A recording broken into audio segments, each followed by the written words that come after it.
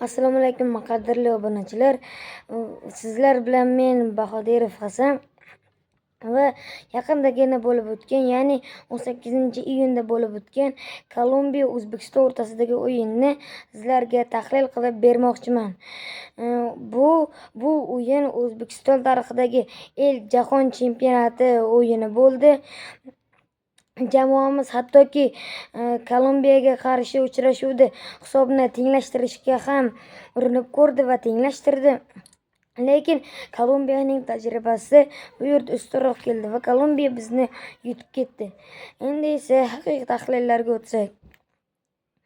Avvalo, o'sha Kolumbiyada ko'p hujumlar bo'ldi. Birinchi taymda ular O'zbekiston umuman bo'g'ib tashlashdi. Umuman ularga imkon berishmadi. Ayniqsa 18-daqiqada bo'lgan, 22-daqiqada bo'lgan Mohikaning zarbasi biroz noaniq ketdi. Bo'lmasam yoki seyv yoki gol bo'lishi aniq edi. Keyin birinchi bo'lim oxirida 45-daqiqada himoyadagi bo'shliqlar sababli Luis Diaz to'pni ushlab oladi va bo'sh qolib ketgan Daniel Munyozga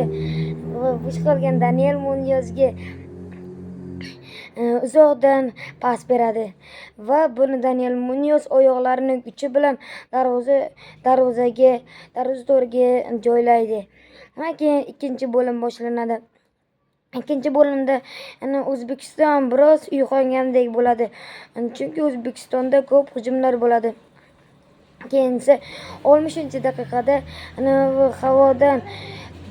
havodan uzatilgan to'pni Eldor Shomurodov ushlaydi va uni tepadi.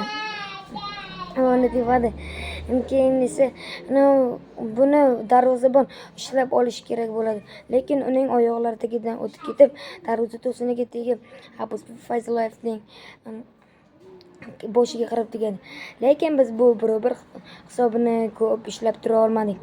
65-daqiqada Luis Diaz Shomurodovning markazdagi xatosidan so'ng to'pni Mohika olib ketadi va Luis Diazga tepada uzatma beradi. Luis Diaz to'pni to'xtatmasdan turib bizning darvozamizga qarata zarba beradi va keyin bu zarba aniq gol bo'ladi.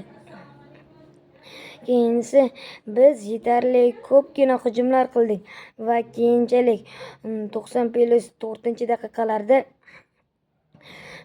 ajoyib fintlar bilan Luis Diaz kirib ketdi va tepaga uzatma berdi. Bizning himoyamizda bir kishi qoldi va kallaga undan yaxshiroq bo'lgan Jaminton Campos turgandi va u bosh bilan zarba berib golni o'zining hisobiga yozdirib qo'ydi. Va keyin o'yin oxirida tepilgan Behruz Karimovning ajoyib pushkasi agarda gol bo'lganda, bu ehtimol turnir gol deb topilgan bo'lar edi. Keyingi videolarda ko'rishguncha.